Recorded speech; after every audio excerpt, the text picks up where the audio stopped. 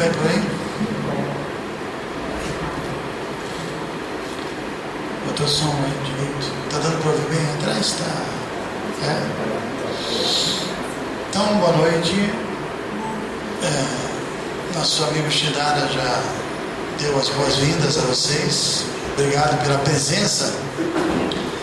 Conforme ele anunciou, a gente vai falar um pouquinho sobre um tema difícil, conquistando a mente. O tema que o Shidara escolheu, ele quis me dar uma tarefa difícil, falar sobre conquistar a mente, né? Eu acho que é uma tarefa tão difícil, até porque se a gente simplesmente quiser definir o que é a mente, a gente já vai ter dificuldade, vocês acham? O que é a mente?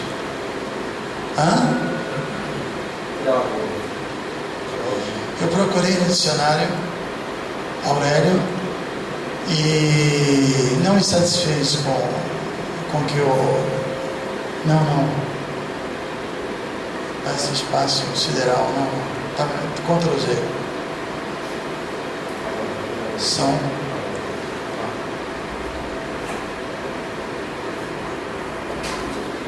Então, no Aurélio dizia que a mente é a alma, não vejo assim, né?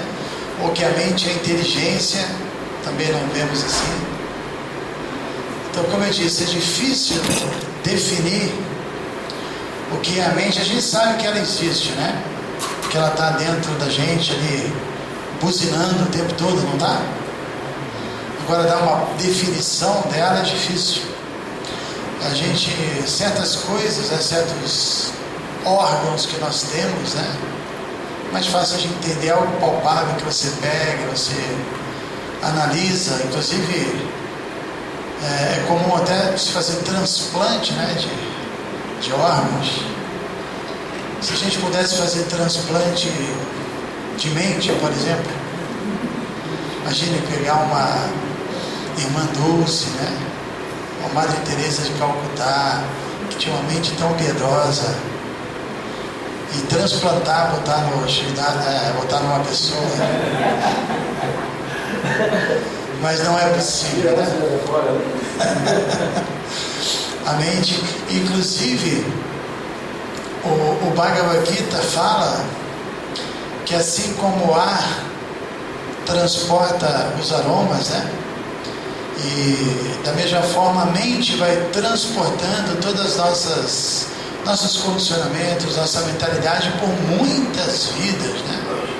A mente vai carregando as nossas impressões e é algo muito assim assustador. Então, quando se fala da mente, né? Quando se fala, o pessoal está muito para lá e para cá, abrindo e fechando, sentando, a gente precisava dar uma parada para concentrar, né?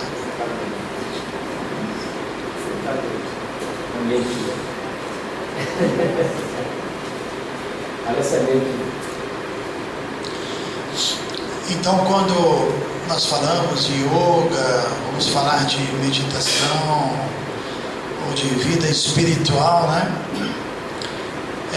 Tem uma analogia que o Bhagavad Gita dá, que eu acho que ela é muito objetiva e nos ajuda muito a entender o que realmente é yoga, o que realmente é meditação, não de uma forma assim subjetiva, mas muito clara.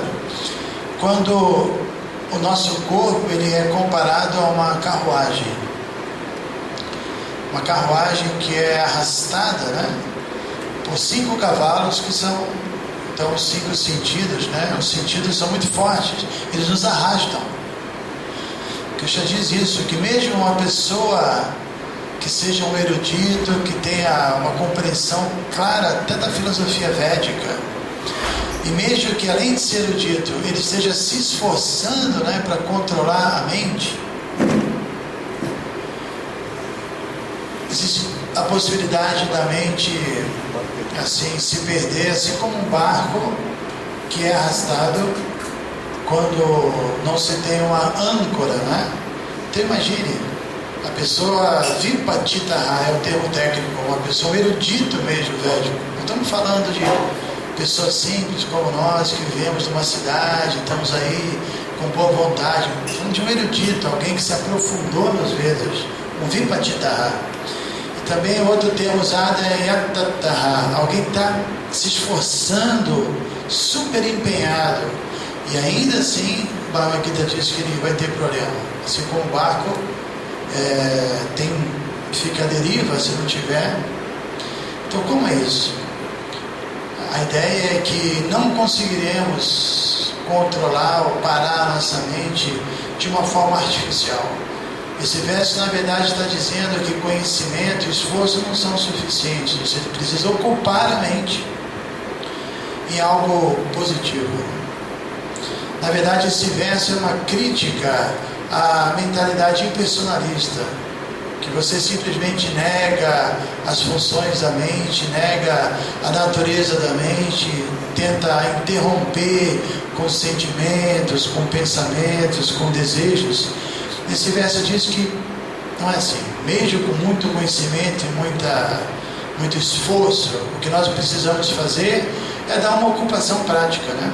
Por isso que a analogia da carruagem é muito boa, porque o corpo é uma carruagem, os sentidos são cavalos, e os cavalos exigem uma ocupação prática.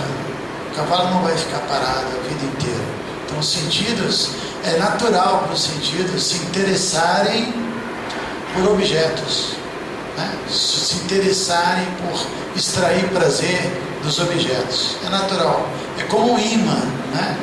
Assim como o ferro e o ímã se atraem, o sentido se atrai. O sentido quer ver beleza, quer ouvir algo agradável, ou quer degustar, etc. Principalmente o etc. Então isso é natural, né? Agora, então o que fazer? Como eu disse, temos que dar uma ocupação espiritual para os sentidos. Voltando ao exemplo da carruagem. A carruagem é o corpo, os sentidos são cavalos. Você conhece esse exemplo, Cláudia? Já ouviu? Não? Acho muito bom para quando se fala de yoga e meditação. A mente, nesse exemplo, é comparada às rédeas, porque a mente é como o sexto sentido, né? Está ligado aos sentidos, e a mente, ela é também comparada a um espelho. Ela é considerada um espelho porque ela tem um poder reflexivo, ou seja, nós entramos em contato com as coisas e naturalmente temos uma reação. Então ela tem três funções: sentir, pensar e desejar. Por isso ela é como um espelho que está sempre refletindo. E quando ela deseja, ela vai se utilizar dos sentidos, né? Aí eu quero alguma coisa, o que ela faz? Pega os sentidos para tentar, né, extrair aquele prazer ou se assenhorear de alguma coisa. Então a mente é comparada às rédeas, ligada então aos seis sentidos, aos cinco sentidos que são os cavalos. Nesse exemplo, a inteligência é comparada ao cocheiro da carruagem, aquele que deve conduzir a carruagem. E nós, a alma é simplesmente um passageiro. Não é nem o corpo, não é nem os sentidos, não é a mente, não é a inteligência. Ela simplesmente está lá como passageira. Bhagavad Gita fala isso. Yantra Arudhani Mayaya, que a alma está sentada numa máquina feita de energia material. Yantra é máquina. Então é uma máquina, né? A alma está ali dentro. Então a pergunta é a seguinte: o que fazer numa situação dessa, na qual você é passageiro de uma carruagem, que cada cavalo quer pegar uma estrada diferente, que a mente, ou melhor, as rédeas estão totalmente largadas e soltas, e que o cocheiro está com uma venda nos olhos? O que fazer, Gustavo? Nesse exemplo, você está numa carruagem, sempre da carruagem, esquece da filosofia. Você está na carruagem, cada cavalo está puxando para o lado, as rédeas estão soltas, o cocheiro tem uma venda nos olhos e você está sentado lá atrás. O que você pode fazer para resolver esse problema? O que você faria? Uma vez eu perguntei, o cara falou, eu ia pular fora da carruagem. Essa não é a resposta. Não tem como pular fora. O que você faria? Pegar a rede no mochila. Ou então tira a rede no mochila. Essa é a resposta. A resposta é essa. A primeira coisa que a gente pode fazer, tira a venda do cocheiro. Aí o cocheiro vai, opa, cadê as rédeas? Aí vai pegar as rédeas, assumir as rédeas, né? E aí vai alinhar os cavalos. E aí a vida pode ser uma jornada agradável, um passeio de volta ao lar, né? Então por isso que eu disse que eu gosto desse verso, porque às vezes yoga se torna uma coisa muito louca, não dá para explicar, em meditação, uma coisa... Não, significa isso. A gente tem que assumir as rédeas da nossa vida. A gente tem que alinhar os nossos cavalos. Por isso, também Krishna explica isso no Bhagavad Gita, dizendo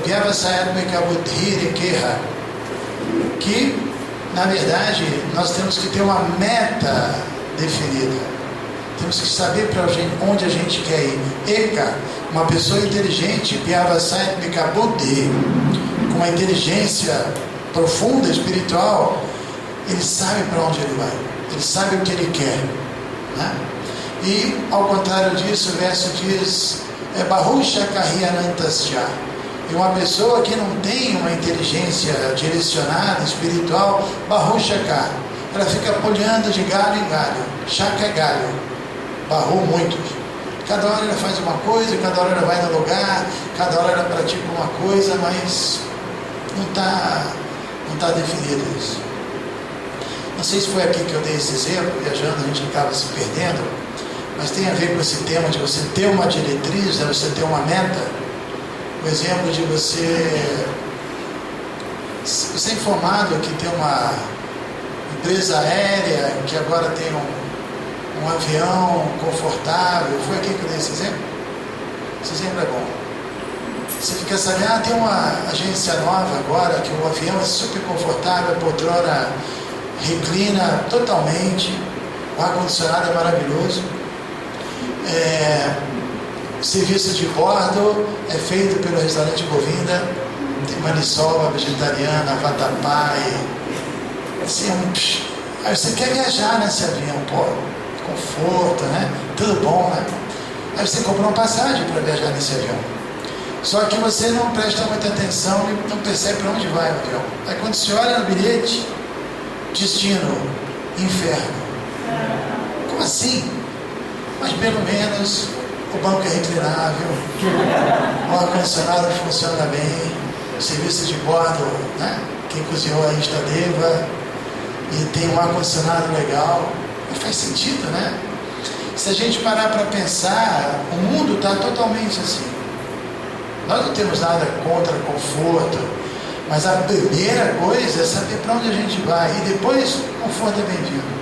O ar-condicionado é valioso, e tudo é muito bom, mas se a gente não sabe para onde vai, está indo para uma condição terrível, e se preocupa só com as condições do conforto material, isso é Kali Yuga total, né? A inversão de valores total, né? Por isso, uma pessoa inteligente, a primeira coisa, ela está deixando claro onde ela quer ir, por que ela quer ir para lá, porque a meta dela estabelece uma meta muito clara, muito definida. Então, a alma, o que ela vai fazer? Tirar a venda dos olhos do cocheiro, né, do condutor, e o condutor, então, iluminado, com conhecimento espiritual, se torna muito fácil exercer controle sobre a vida, porque todo o nosso problema é a falta de discernimento. Por que a gente faz besteira, se atrai por coisas que nos prejudicam e acaba se envolvendo com atividades kármicas e atraindo sofrimento? Falta de discernimento. Maia. A gente acha que isso dá prazer, mas não vai dar sofrimento. Por isso que Prabhupada e os mestres, eles dão o significado dos textos, né? Ou da vida, ou porque para nós esse mundo significa, sei lá, algo que na verdade não é assim, a realidade, né? Isso também a Arjuna passou por isso e deu esse exemplo. No início do Bhagavad Gita, como a maioria aqui sabe, a Arjuna revelou o que para ele significava aquilo, né? Significava que ele ia para o inferno porque ele ia participar de violência, ele ia executar atividade pecaminosa, porque ele iria destruir famílias, porque para ele significava tudo coisas terríveis. E aí Krishna começou a dar o verdadeiro significado daquela situação, que não era aquela, né? E por isso que os mestres também vão explicando e dando significado. Olha, esse mundo é perigoso. Isso que aparentemente é atrativo tem um significado por trás que pode nos prejudicar. Então esse discernimento, essa inteligência, essa iluminação é o ponto mais importante para quem quer vida espiritual. Trabalhar com esse tema chamado Viveka, discernimento. Saber mesmo como agir, como atuar, como usar essas ferramentas tão valiosas que nós recebemos, que, como eu já disse, são os sentidos, a mente e a inteligência. Porque eu fiz um estudo das palestras que nosso mestre deu, em muitas ocasiões que era um público totalmente leigo. O que ele fala, né? Porque querendo saber o que Prabhupada falava. E muitas vezes eu vi que Prabhupada começava uma palestra dizendo: o movimento para a consciência de Krishna está tentando alertar as pessoas da importância da vida humana. Como é importante esse momento agora. Imagine, nós nem podemos imaginar toda a odisseia que nós passamos, milhares de vidas, para chegar na vida humana, e agora nós temos sentidos que podem nos proporcionar a percepção espiritual de Deus através da forma, do som, do aroma, do alimento. Nós temos essa capacidade de usar os sentidos na vida espiritual. As outras espécies de vida, milhões delas, não têm essa capacidade. Os sentidos vão estar só tentando desfrutar, assim, aquela coisa imediata, né? Não tem aquela capacidade de entender os perigos, né? Ou, por exemplo, o peixe não entende que naquela isca lá, aquele anzol tem né? Não entende isso. Pode entender, o ser humano pode perceber, opa, por trás disso há um problema, né? Assim como também tem um exemplo da abelha, que ela não pode entender que a flor de lótus tem aquele aroma muito atrativo, e ela vai lá desfrutar daquele néctar, e ela não entende que quando o sol se pôr, a flor de lótus vai fechar e ela vai morrer sufocada. Ela não entende. Da mesma forma que o veadinho na floresta também não entende que o caçador está tocando a flauta, ele ouvindo aquele som, ele não entende que é a morte que está chamando ele. Também a mariposa não entende, né? Que o fogo é tão bonito, tão atrativo, mas ela chega lá e é consumida. Já dei os 5 exemplos? Não, faltou um exemplo. Também o elefante não entende que os caçadores fizeram um buraco enorme, colocaram um monte de folha, e do lado de lá botaram uma elefoa dançando tecnobrega.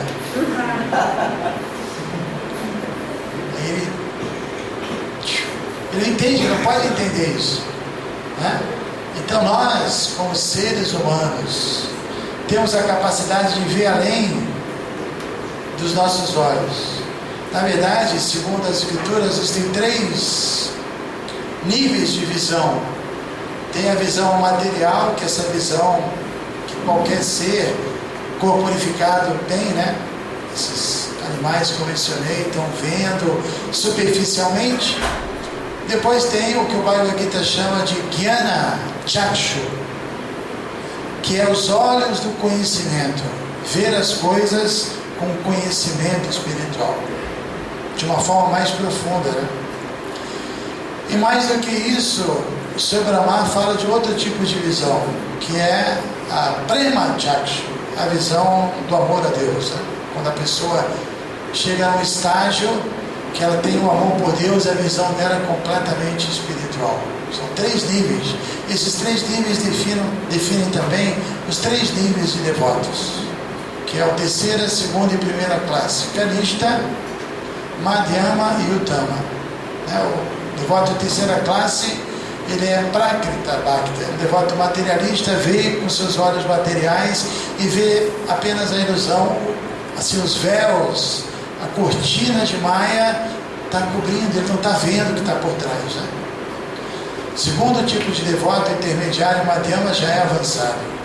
E ele vê Deus, esse é um devoto, aquele é uma pessoa inocente, e essa outra pessoa, ela não deve ser assim importunada, deixa ela tranquila, que ela não está querendo, não está no momento dela de vida espiritual, deixa ela tranquila. Mas ele sabe se relacionar. A característica de um devoto Madhyama, né, de segunda classe, é que ele sabe se relacionar. E esse devoto de segunda classe, Prabhupada disse que ele volta para o mundo espiritual, porque uma vida assim, com essa visão, purifica, e no final ele recebe uma bênção especial de Krishna. Finalmente tem um devoto de primeira classe que só vê Krishna em tudo. Eu acho que eu mencionei aqui também uma passagem que uma pessoa queria saber onde Deus está de qualquer jeito, e ela assim ficou cantando mantras para o seu Shiva e praticando meditação para o seu Shiva aparecer diante dela, porque ela queria saber onde Deus está. Até que finalmente, tão chamado que o seu Shiva foi, ele apareceu e perguntou para a pessoa: o que você quer? A pessoa disse: eu faço qualquer coisa que você pedir para você me dizer onde Deus está. O seu Shiva respondeu: eu faço o dobro para você me dizer onde ele não está. Né? Onde ele não está, onde Krishna não está. Isso também é explicado no Bhagavad Gita. Esse é um verso muito belo que fala sobre isso, que o verdadeiro yogi me observa em todos os seres e vê todos os seres em mim. Capítulo 6. O verdadeiro yogi tem essa visão.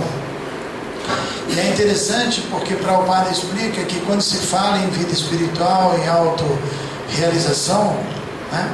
Quando se fala especificamente em yoga, ele disse, estamos falando do nível mais elevado de prática, pelo menos as modalidades que são autênticas. E ele compara isso com os Himalaias, né? Os Himalaias são as maiores montanhas mais elevadas do mundo. Então, yoga, quem está praticando yoga já está no estágio mais elevado.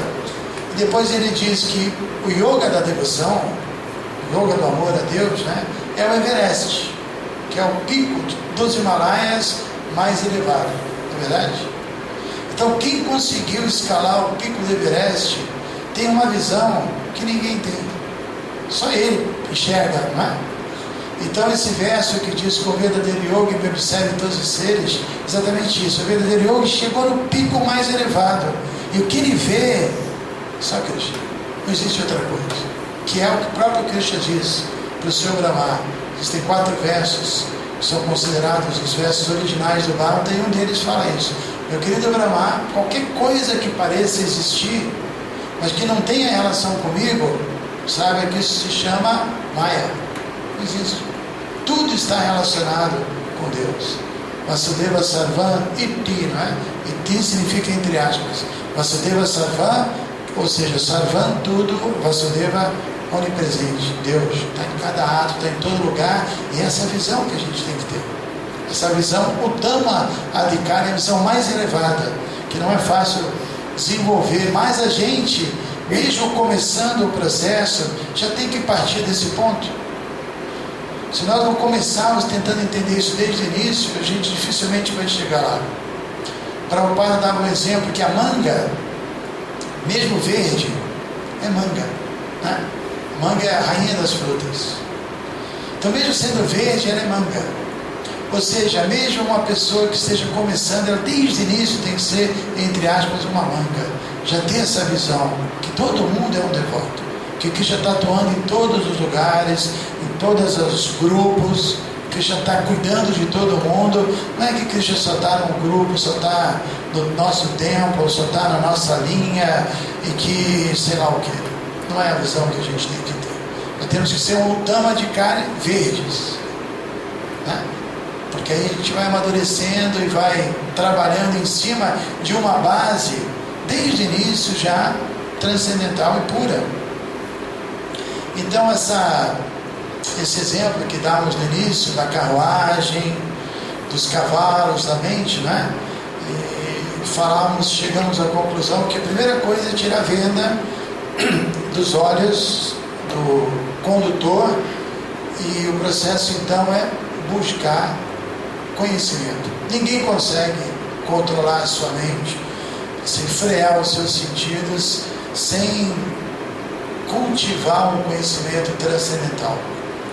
Porque é como agora a gente está aqui nesse lugar, temos aqui 4 lâmpadas, né? Se a gente apagar essas 4 lâmpadas, por mais que nossos olhos estejam em pleno funcionamento, a gente não vai enxergar nada. Porque você pode ter olhos bons, mas sem a luz você não enxerga. Não adianta só ter os olhos bons. Então uma pessoa pode ser muito inteligente, se ela não tiver um conhecimento transcendental, divino, não adianta. Não é um esforço intelectual que vai nos fazer entender as coisas, né? Nós vamos precisar de uma informação descendente, né? A escritura revelada. Nós sabemos que esse mundo tem um determinado limite, o universo também tem seu limite, nossos sentidos nem chegam assim, próximo a nada disso, somos muito condicionados. Mas além do universo tem coisas que nós nunca entenderemos. Então por isso que Krishna e outros avataras e devotos puros descem do mundo espiritual e trazem consigo informações de lá que nós nunca teríamos acesso. E revelam isso. E aí você pode entender.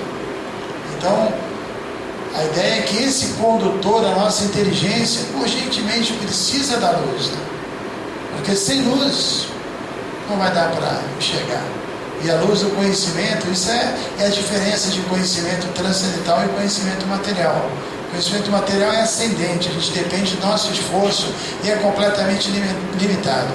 E o conhecimento transcendental descende. E ele é científico também. Por quê? Tudo bem, você pode criar uma teoria e tentar comprovar na prática e mostrar para as pessoas, né? Uma coisa qualquer. Mas por que não pegar uma, entre aspas, teoria dada por Deus e também comprovar, aplicar e também ter experiência direta, prática? A diferença é que você não cria seu próprio caminho, né? Sua própria religiosidade, seu próprio processo. Você está aceitando um conhecimento que já passou pela prova do tempo. No capítulo 4, que é Jnana Yoga, logo no início, Krishna dá informações muito importantes sobre o conhecimento. E depois de algumas informações ele fala que Vitaraga Bhaya Krodha Mamayamam, ou seja, não vou falar o verso todo, senão Krishna vai brigar comigo. Krishna diz o seguinte, que Jnana Tapasa Bhavo, que muitas e muitas pessoas no passado já superaram todos os obstáculos. Na verdade são 3 que Krishna fala, Raga, Bhaya e Krodha. Raga, os apegos, Bhaya, o medo, a insegurança que a gente tem, né? E Krodha, a frustração, a ira, a desistência. Ou seja, esse conhecimento que eu estou te revelando agora, Jona, que eu já revelei no início da criação, e mais uma vez estou te revelando, muitas e muitas e muitas pessoas no passado já aplicaram, superaram os obstáculos e Madhava, e alcançaram amor por mim. Então não somos cobaias. A gente não está falando de um movimento novo, um processo novo que talvez não funcione. Já funcionou por milhões e milhões de anos. É atemporal. E mesmo hoje em dia, em plena era de Kali, se você vai, por exemplo, à Índia, que não é transcendental, é um país material que tem influência, mas ainda assim você vê esse conhecimento mais presente, né? A influência desse conhecimento, e vê como as pessoas estão assim, muito mais felizes, mais tranquilas. Eu me lembro a última vez que eu estive em Vrindavana, eu ia para Govardhana, que ficava a 1h30 mais ou menos, né? Que eu ficava num lugarzinho lá que eu estava escrevendo, queria ficar tranquilo, fora do radar dos Hare Krishnas, né? E aí eu pegava uma rickshaw, aquele tuk-tuk, né? Eu pegava a rickshaw lá, tinha meu fogareirinho, meus livros, pouca coisa, uma mochilinha, e ia para lá. 1h30 de viagem.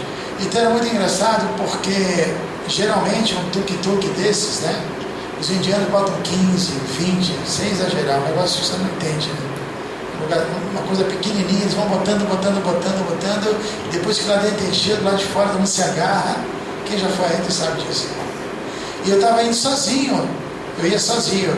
Então o que o motorista fazia? Ele ia parando e dando carona para todo mundo no meu tuk-tuk. Né? E eu achava assim, como assim, né? Peguei esse cara, paguei o cara, ele vai ficar dando carona para todo mundo. Imagina, aqui no Ocidente, você pega um táxi, o cara para e começa a botar gente dentro, meu Deus, tem que ligar para a polícia imediatamente. Né? Mas aí não, lá eles faziam isso. Então isso é um ponto. Depois eu vou juntar com outro. Agora o segundo ponto. Também quem já foi à Índia sabe, né? A presença humana lá é muito forte. Tem gente que não acaba mais, tudo quanto é lugar, barulho o tempo todo, e buzina, e bicho, e bicicleta, é uma loucura completa. Ninguém tem privacidade, ninguém tem tranquilidade. Agora, ninguém tem tranquilidade, aqui no Ocidente é diferente. As pessoas moram num condomínio, tem aquele carro que não faz barulho, né? Tem seguro para tudo quanto é coisa, e vivem estressados. E o indiano não tem nenhuma privacidade e não está estressado.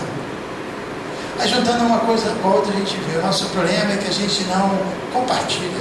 A gente não tem a cultura de compartilhar. O indiano tem isso. Você vai em festivais, que é o que mais tem lá, você vê milionários, arquimilionários, com as pessoas comuns ali junto, tomando prachada, distribuindo prachada, não é assim. Não tem diferença. É muito interessante isso. Essa visão equânime, que todo mundo é uma alma, que agora meu karma está me deixando rico, e outro, não importa, isso aí todo mundo entende isso, está nos poros das pessoas lá na Índia.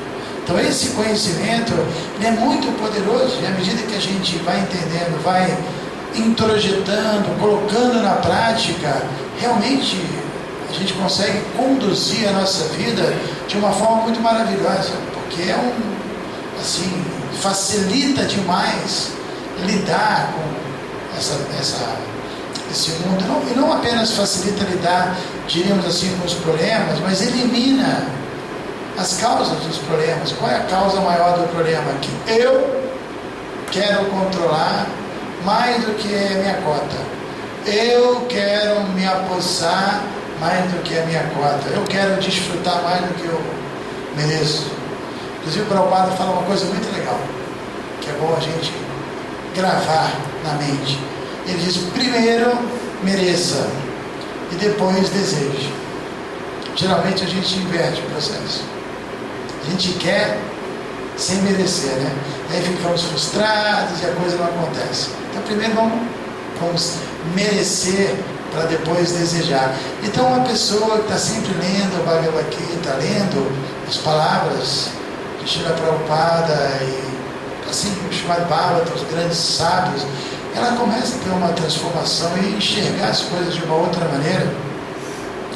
E naturalmente o resultado é que esse cocheiro que falamos, né, esse condutor, vai ter total facilidade de entender como dirigir a vida, como alinhar esses sentidos, né?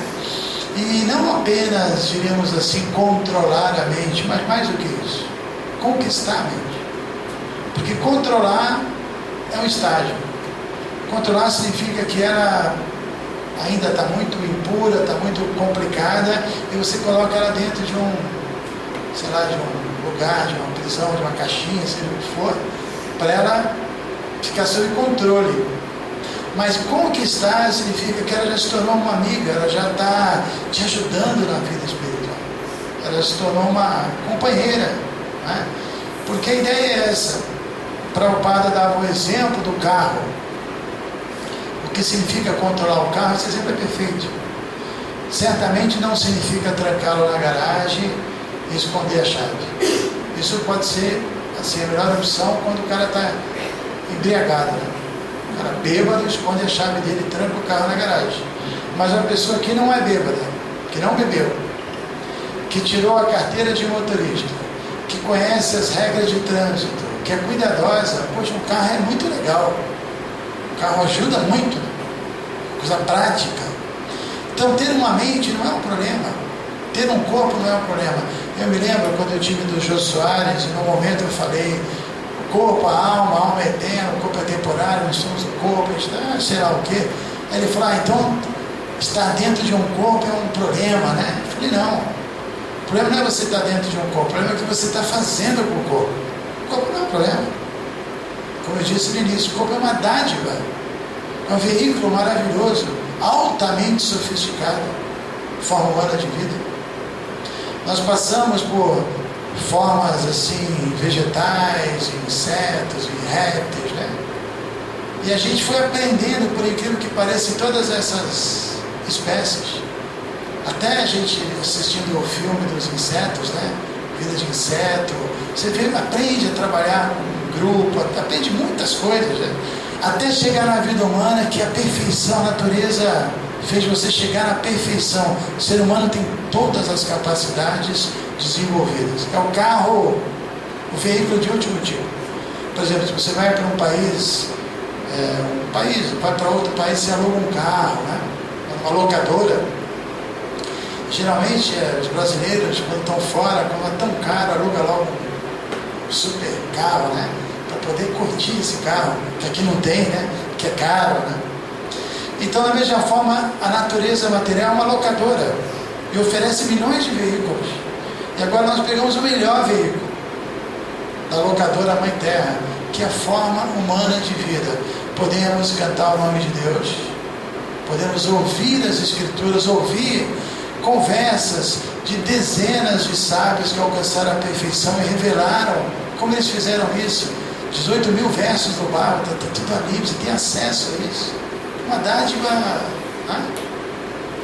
Instruções assim detalhadas, dadas por Rupa Goswami, Sanatana Goswami, e todo o resumo do conhecimento no Bhagavad Gita Krishna. Então é muita bênção, é uma dádiva muito grande. Esse veículo é muito maravilhoso.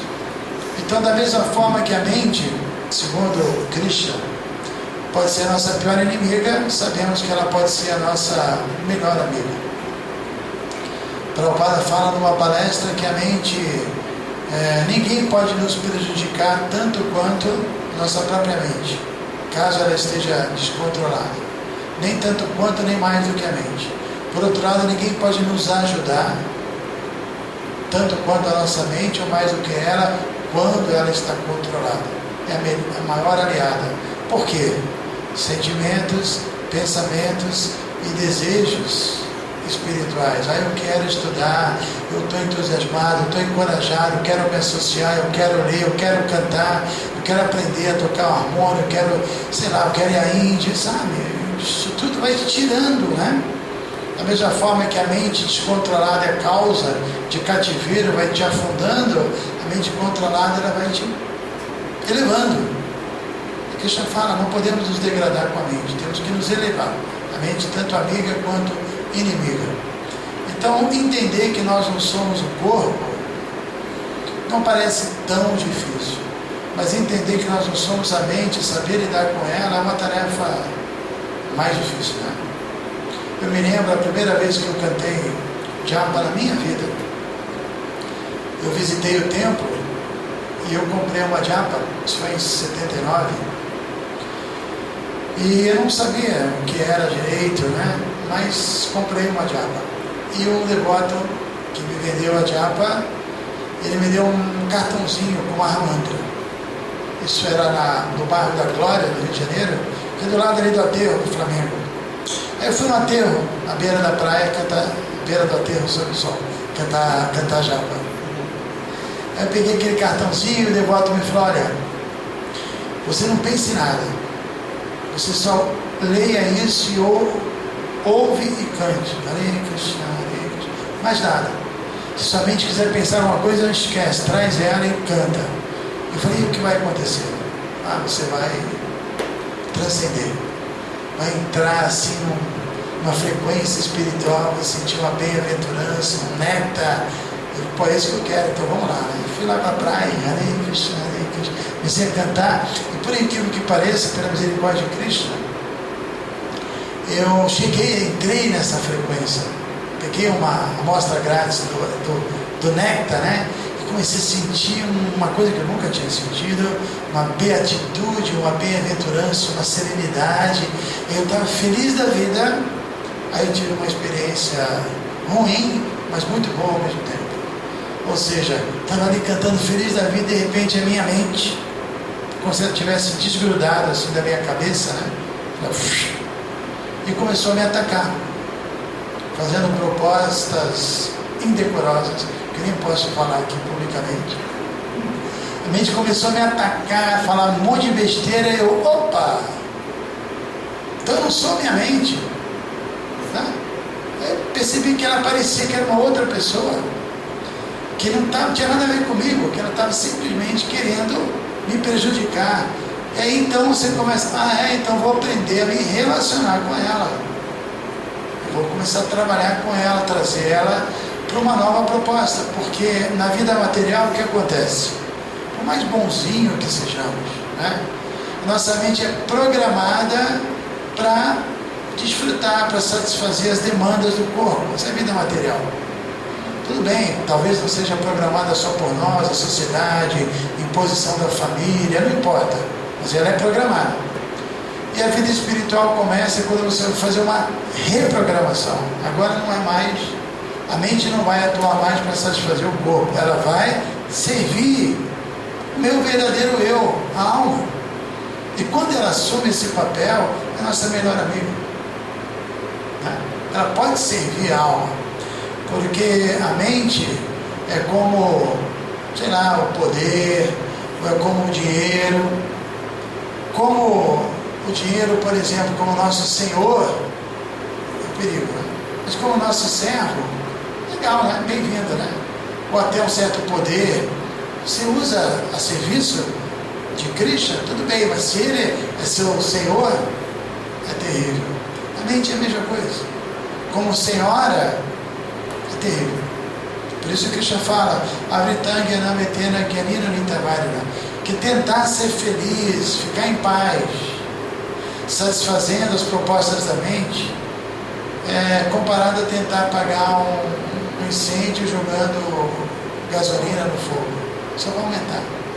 Então, quanto mais você satisfizer a sua mente, mais ela vai ficar mimada, mais ela vai ficar forte, mais você vai ficar à mercê dela. Então no início existe uma austeridade mesmo. Por isso que já fala, aquilo que no início é veneno e depois é néctar e desperta para a autorrealização, é moda da bondade.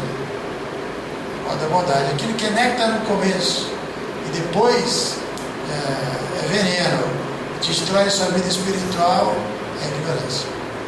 Não é verdade? Então a ideia é que temos que fazer alguma austeridade. Tapas. Qualquer caminho do yoga, quem estudou Yoga Sutra, quem já... Tapas é um tema que todo mundo fala, tapasya. O Shabadeva também disse isso para os seus filhos, né? Meus queridos filhos, agora que vocês obtiveram essa forma humana de vida, vocês não devem imitar os animais, que simplesmente estão procurando e perguntando onde tem comida, onde eu posso dormir, com quem eu posso me acasalar e como eu posso me defender. Saem dessa condição e Tapodivya, faça austeridade divina, porque Tapodivya, Putraka, Yena Sattva. A austeridade, ela limpa o coração, Sattva é coração, Shuddhet, ela purifica o coração, e Brahma Soukyan Tvananta, e proporciona a possibilidade da experiência de Brahma Sukha, da felicidade espiritual, que é Ananta, ilimitada, não tem fim. Mas essa felicidade, a gente vai ter que fazer alguma austeridade. Austeridade de tirar nossa mente dessa frequência de comer, dormir, se defender, se acasalar, desfrutar dos sentidos. Que já fala aquele que tem ar aí, não é só ventilador, né? Não está funcionando o ar. Tá? Saudades do Govinda. O que está falando?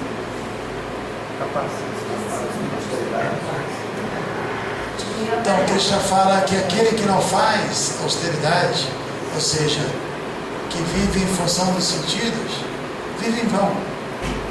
Sai do lugar. Não avança nem um pouco. Austeridade, uma austeridade voluntária, uma austeridade legal. Estou afim de cantar já. A austeridade é o impulso que a alma dá em direção a Deus. Eu quero Deus. Então a austeridade é natural para quem deseja isso. Quem não deseja é diferente, né? Mas quem está desejando é gostoso, é natural, é assim, algo que faz parte dela, né? Ok? Há muito o que se falar, mas acho que a gente pode dar uma paradinha e deixar para vocês perguntarem, tiverem comentários. Qualquer reclamação é só com o Shidara. Perguntas, comentários. Sim! Porque tudo que o senhor falou, eu fiquei meditando uma coisa. O Srila Prabhupada falou que, na verdade, é muito popular até entre os devotos, mas que poucas às vezes nos coloca em prática, né? Como a maioria das coisas. Eu levo comigo, assim, muito fortemente, eu sempre lembro. Ele fala que a consciência de Krishna é simples para quem é simples, e é complicado para quem é complicado, né? Então, exatamente. Na verdade, nós estamos complicando, porque nós estamos deixando com que a energia ilusória tome conta. Então isso que é a complicação, né? Mas quando nós nos enxergamos para dentro, porque tudo está dentro de nós, né? A nossa alma, ela tem 3 qualidades primordiais, né? Sat, Chit e Ananda, ou seja, ela é plena, ela é eterna, né? Ela é sempre existente, ela é plena de todo o conhecimento, né? Todo o conhecimento que a gente precisa para voltar ao mundo espiritual, a alma já tem, né? E a terceira é que ela é Ananda, ela é plena de toda a felicidade, de toda a bem-aventurança, ou seja, está tudo dentro de nós, né? Só que nós estamos, na verdade, tendo um contato muito forte com o corpo e com as coisas que o corpo ele deseja, né? No mundo material, a nossa convivência com o mundo material. Então, acho que isso que o Srila Prabhupada falou, eu acho muito incrível, né? Porque diz tudo. Se você consegue ser simples e se observar, né, para dentro, né, que é yoga inbound, yoga para dentro, né, você vai rapidamente conseguir alcançar essa simplicidade e esse entendimento perfeito da consciência de Cristo. Então eu fiquei meditando nisso, o senhor falando, eu fiquei... O problema é que às vezes nós estamos muito distantes da gente mesmo, né? A gente foi muito longe, né? E não sentimos facilidade em entrar, né? Eu costumo dar esse exemplo dizendo que se eu passasse aqui um papel e uma caneta e pedisse para todo mundo colocar os desejos que todo mundo tem, quantos desejos você ia colocar, Shidara? Então, aparentemente, iam ter centenas de desejos, né? Se a gente fizesse uma lista. Mas se nós, assim, analisássemos essa lista dos desejos que todo mundo... né? E a gente ia ver que, na verdade, nós desejamos 3 coisas. Só desejamos apenas 3 coisas. Sat, Chit e Ananda. Existência permanente, consciência e felicidade plena. E nós já somos isso, né? Então, Maya significa exatamente isso, que você procura fora de você, né? Procura as soluções fora de você, e à medida que você está procurando fora, você está se afastando daquilo que você está procurando, porque aquilo está dentro. Né? Então é uma ironia, o arranjo de Maya é esse. Então é isso, simplicidade. Simplicidade, o processo de Bhakti é muito simples, né? Simplicidade é isso, complicado seria você acumular zeros. Simples é botar um na frente do zero, né? Botar Krishna. Só passar a vida inteira achando que está faltando zero. Eu estou com um problema, um vazio, acho que eu tenho que conseguir mais um zero. E ela vai botando zero, zero, zero. E aí, meu Deus, não sai do lugar, né? A pessoa pode ter pouco. A pessoa pode ter uma vida realmente simples. Se ela bota umzinho na frente, Krishna, está tudo certo. Simplicidade, né? Vida simples. É uma grande armadilha. Mesmo qualquer um, esse ano eu estou tendo um exemplo interessante que em novembro eu comecei a viajar. Não estou mais lá em Virajapuni direto. Aí eu fiz uma mala. Eu estou com a mesma mala. Tudo bem que está meio detonado, precisava já dar uma costuradinha. Sabe? Mesma mala, viajando. Não precisa de nada, meu Deus do céu. Tem que ter água, ter uma japa. Quanto mais coisas você tem, não sei, né? Mais a mente agita, né? Mais preocupação, mais conquista, né? Lógico que isso não é uma coisa que todo mundo tem que aplicar, porque o que é remédio para um é veneno para outro. O sannyasi tem uma posição, o grihasta é outra, a gente sabe. Mas mesmo assim, se a pessoa é consciente de Cristo, onde quer que ela esteja, ela vai ser simples. Não é que a vida simples é morar no meio do mato, numa comunidade alternativa, plantando maniçoba, sei lá o que, não é isso. Qualquer situação que você tiver, se você for consciente de Krishna, vai ser simples. A Juna teve vida simples na hora que ele lutou.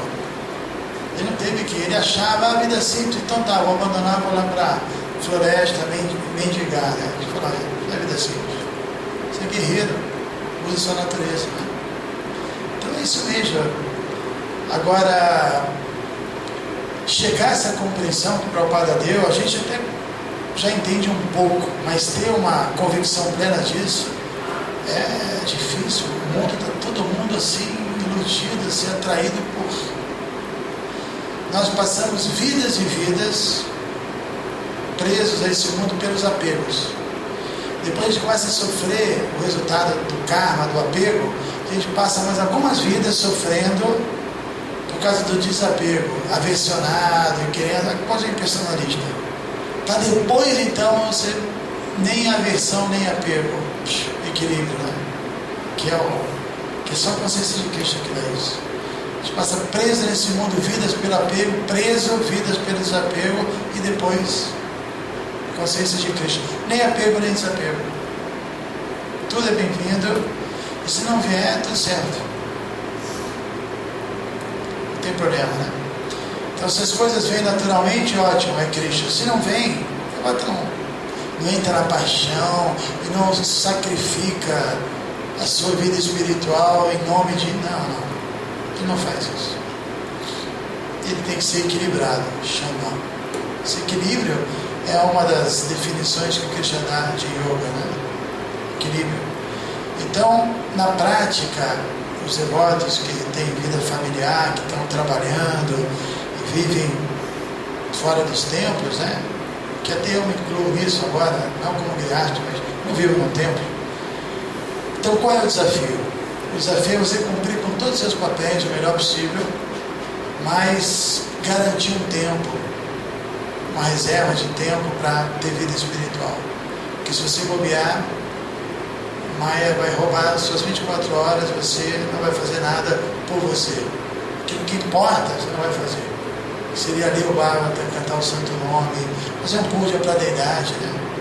Eu escrevi anteontem sobre a deidade, porque estou fazendo o lapidar 25 lições. Eu até comentei isso com o Boda, ele falou, nunca tinha pensado nisso.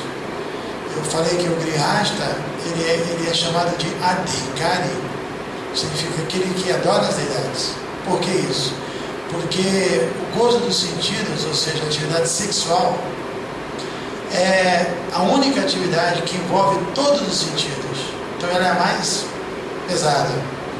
E dentro da Bhakti Yoga, a única atividade que envolve todos os sentidos é adorar a deidade. É o tato, é o aroma, são os mantras, são tudo. Então é uma coisa que o grihasta precisa. Na casa de um grihasta tem que ter com a deidade, ele tem que ter esse contato para se purificar desse detalhe, né? Então a gente tem que, Prabhupada deu isso para a gente já estamos aqui nesse mundo há tantas vidas, já fizemos de tudo, já nos formamos, pós-graduamos, mestrado, tudo, fomos ricos. O que a gente não fez é servir a Krishna. Isso a gente não fez. Bem feito. Está na hora de fazer. Então, o senhor explicava que não existe tanta questão de controle da mente, né? Assim como a questão também do carro, né? É simplesmente usar adequadamente. Conhecer as regras. Yama, niyama. Então, eu gostaria que o senhor explanasse melhor a respeito disso, né? Como é esse uso, né, da mente, ao invés de simplesmente a preocupação de estar controlando, né, etc. Eu dou essa palestra em muita universidade, é outra palestra. Como que todo mundo aqui é devoto, não vou entrar em coisas técnicas, né? Mas você sabe, responder, os devotos entendem isso, né? A gente tem que simplesmente, como eu disse, usar todas as ferramentas que essa natureza nos proporciona. E esse veículo, como eu disse, é o BMW da locadora Mãe Terra, de toda facilidade. Então o ajuste que um devoto tem que fazer, como foi bem lembrado por ele, é simples. O ajuste é simples. A gente quer desfrutar da língua, ok. Prepara um alimento saboroso, oferece a Krishna, está resolvido o problema. A gente gosta de festa, de vida social, ok. Vamos fazer isso entre devotos, colocando o Krishna no centro. A gente gosta de dançar, de cantar, ok.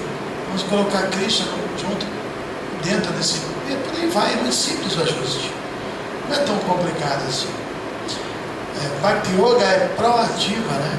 O processo dos impersonalistas é reativo. Você tem que ficar negando, nete. Tudo é Maya. Inclusive tem devotos que ficam um pouco com essa mentalidade que tudo é Maya, isso é Maya. Se você vê com Maya, é Maya, mas porque é Krishna, tudo é Krishna, né? Se você vê Krishna também por trás, nada é tão Maya assim. Tem regras, tem coisas que a gente sabe que são prejudiciais, mas é melhor você espiritualizar a sua vida. E a gente sabe na prática que a associação, esse prazer de falar de Krishna, de cantar, de transmitir esses ensinamentos, fazer o esforço, né, para poder participar da missão que o Prabhupada nos incumbiu. Isso é muito prazeroso. É um prazer muito grande poder sentir que a gente está participando, né, do movimento Chaitanya. Tem que sentir isso, né? Se a gente não sentir isso, não vamos ter esse gosto superior. Não é tão difícil. O que a gente não pode é estar embriagado, sem carteira, sem conhecer as regras e regulações. Não. Se você está sóbrio, são, né? Porque se a gente soltar os sentidos, a gente vai ficar intoxicado. Fica contemplando, soltar e não for um pouco austero, vai ficar intoxicado, vai ficar embriagado por Maya, né? E não vai dar para você dirigir. Dirigir esse veículo, a gente tem que seguir as regras de trânsito, tem que ter a carteira, tem que tomar cuidado com os pontos, né, as multas. Depois de 20 pontos você perde a carteira, sabe disso, né? Então tem umas maiazinhas que você perde 1 ponto ou 2. Tem algumas maias que você perde a carteira.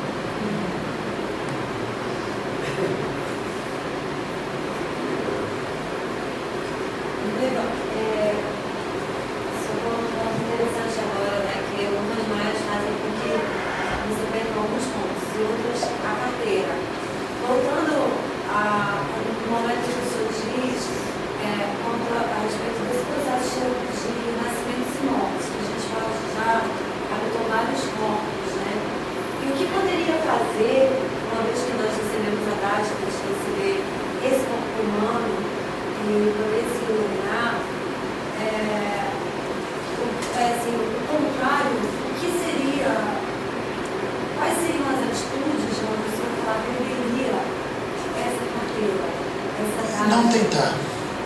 eu acho que já entendemos que o Prabhupada veio nos orientar. E como eu falei, acho que anteontem, uma coisa é você ficar tentando a vida inteira e ter dificuldade. E uma coisa bem diferente é você não tentar. Nem tentar. Aí não dá. A gente tem que continuar tentando, a vida inteira tentando. Tentando. E o resultado é que a gente vai desenvolvendo alguma experiência, a gente vai acumulando sukriti, né? E em algum momento as coisas melhoram. Tem que continuar tentando. Prática constante de desapego. Ajuda a pergunta, né?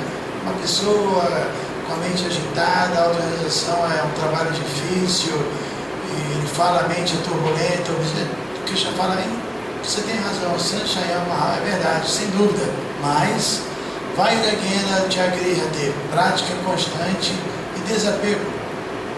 Assim, dá um desapego na mente. Tem uma palestra de Prabhupada que eu achei muito interessante, quando ele fala desse verso, Vairagena, o desapego, ele diz, tem que fazer pouco caso da mente.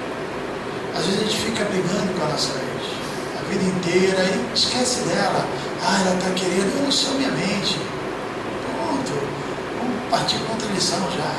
Essa vida inteira brigando com a mente tem direito de falar o que ela quer, eu vou ouvi-la.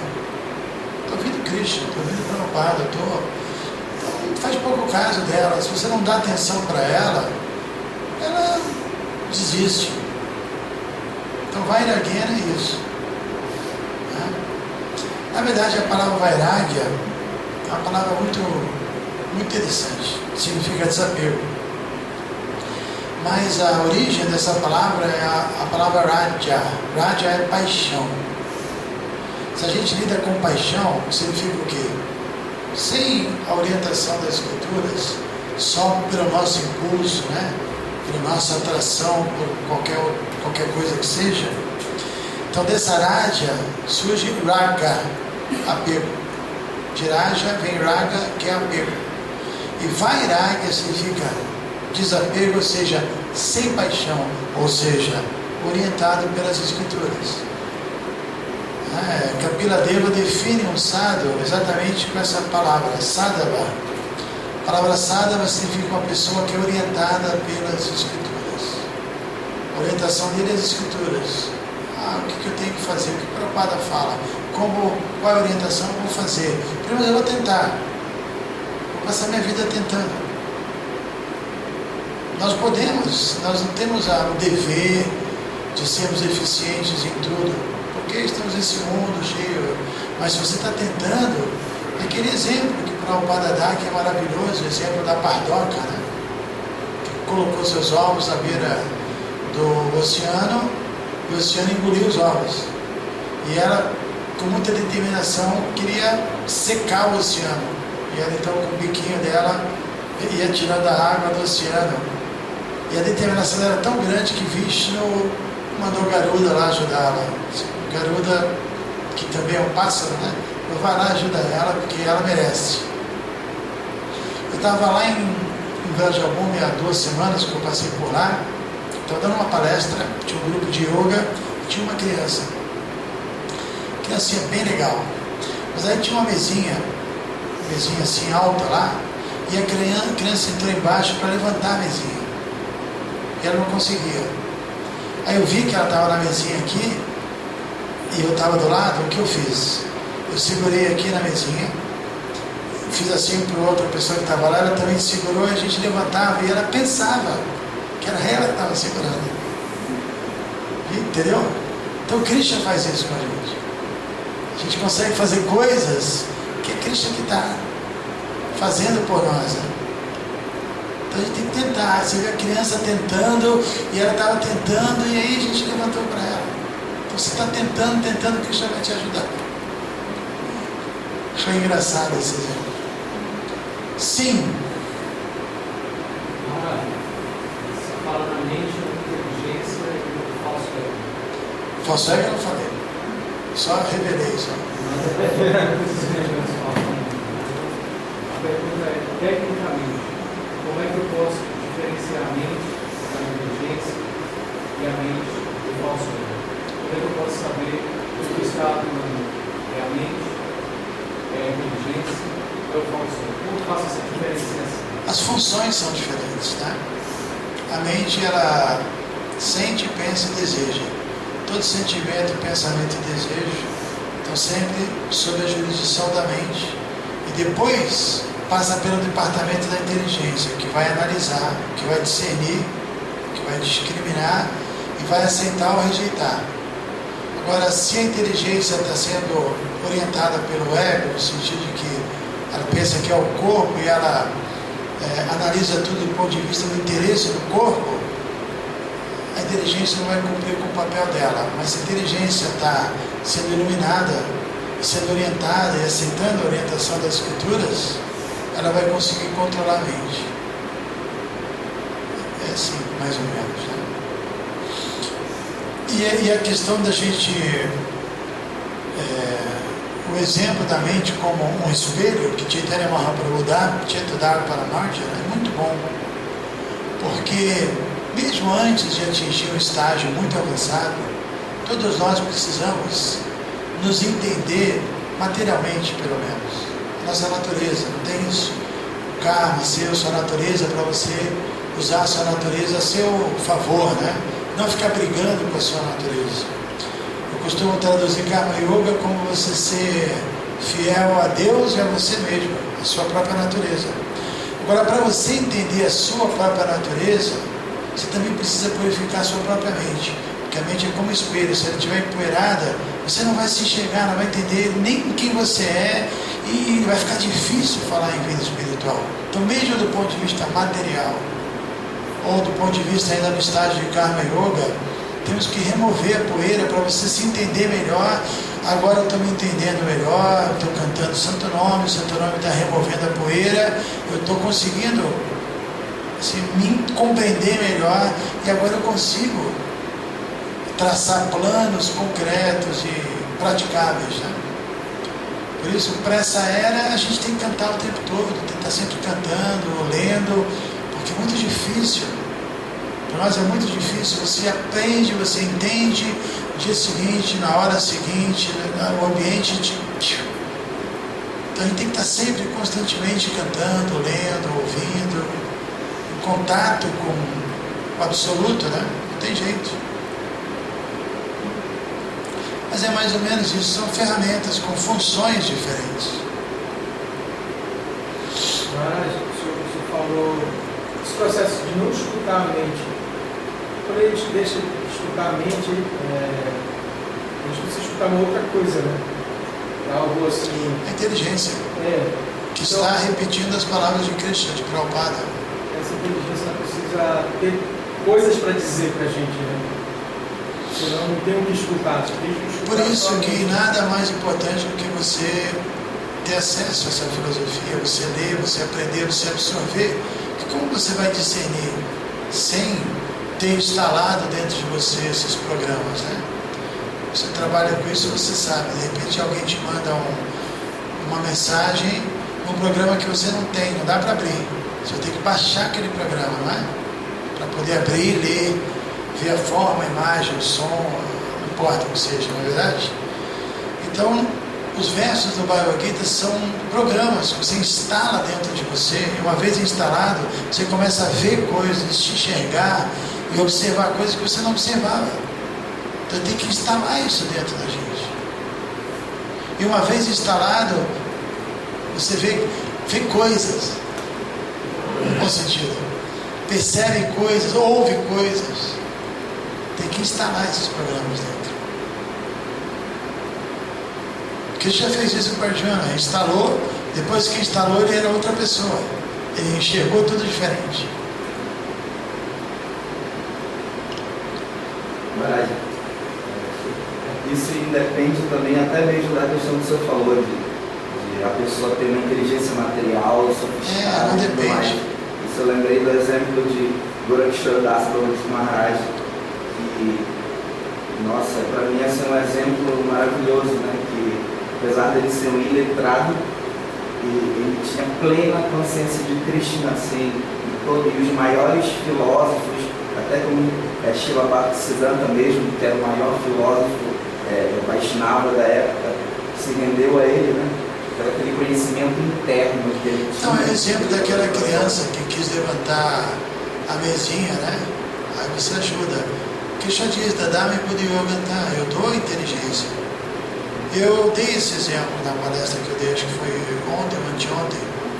Foi ontem, Pará nem estava. Mas foi falando disso, que a gente estava trabalhando numa logomarca. E para fazer essa logomarca, se eu fosse me valer do que eu tinha no meu HD, não dava, né? Então foi preciso conectar a internet. Uma vez conectado, conhecimento infinito, imagens infinitas, informações infinitas. Então quando se diz que um devoto puro, ele tem todo o conhecimento, é porque ele está conectado. Então conectado você tem todo o conhecimento, desconectado é isso. Então se você tem muita inteligência, não tem, não importa. Se você está conectado, a gente tem que estar conectado. Yukta. Nasti Buddhira Yuktasya. Tachayotasya Bhavana. Sem conexão não tem buddhi, não tem inteligência. Nasti Buddhira Yuktasya. Sem inteligência, Nachayotasya Bhavana. Ninguém controla a mente. Nachavavayata Shanti. Sem controlar a mente, ninguém fica em paz. Ashantasya Kutaksukani. Sem paz, ninguém é feliz. Simples assim.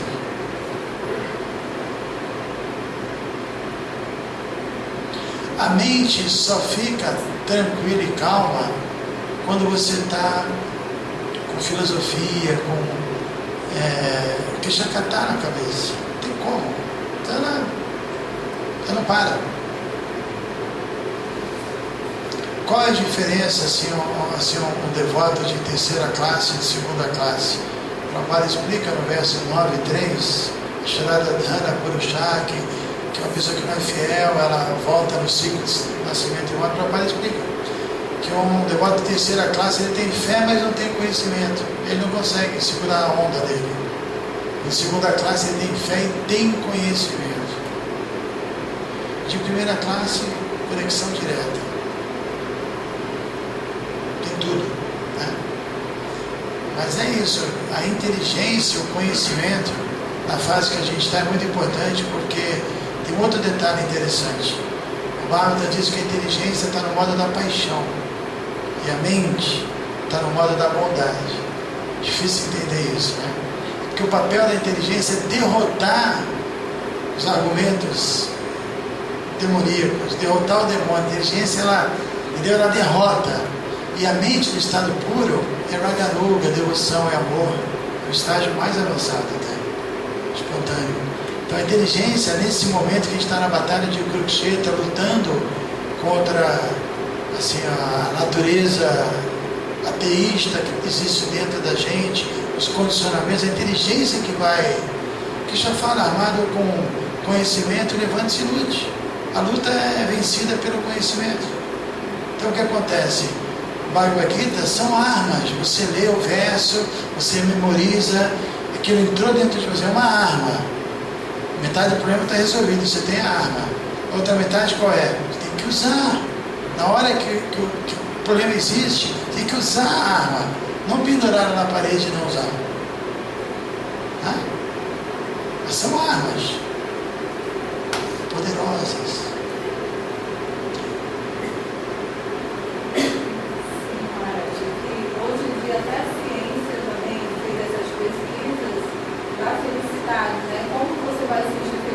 Então, a psicóloga Susan Andrews, ela faz um trabalho com o filho, que seria felicidade interna bruta, no país do Butão. E eles falam exatamente isso, conservar uma vida simples, olhar para dentro de si, se autoconhecer, ser vegetariano, porque eles já estão usando esses dados de forma material e usando conhecimento da Bhakti, da yoga, para você subir esse conhecimento e ter essa mente pacificada. E eles já chegaram à conclusão que satisfazer os desejos da mente não vai trazer felicidade. Então, isso já está. Estão entendendo o que já, né, disse no Bhagavad Gita. É isso mesmo. E tem diferentes níveis, graus de felicidade. A felicidade proveniente do sentimento de amor por Cristo, então, né? Felicidade que mesmo esse povo ainda não chegou lá, né? Mas já estão. Porque, como a gente lembrou, a felicidade já está dentro da gente. Então, quanto mais você acalma as coisas e tem menos, né? Eu gosto de um exemplo que eu uso falando do Lapidar, que é um projeto que eu estou fazendo, que tem aquele Michelangelo, que é um artista dos mais impressionantes que o mundo conheceu. Ele esculpiu de uma única pedra, 5 metros, pedra enorme, né? Davi, a estátua de Davi, que ela é maravilhosa. Eu já vi essa estátua pessoalmente. De onde você olha, você não acredita. É um artista, é um semideus que fez aquilo.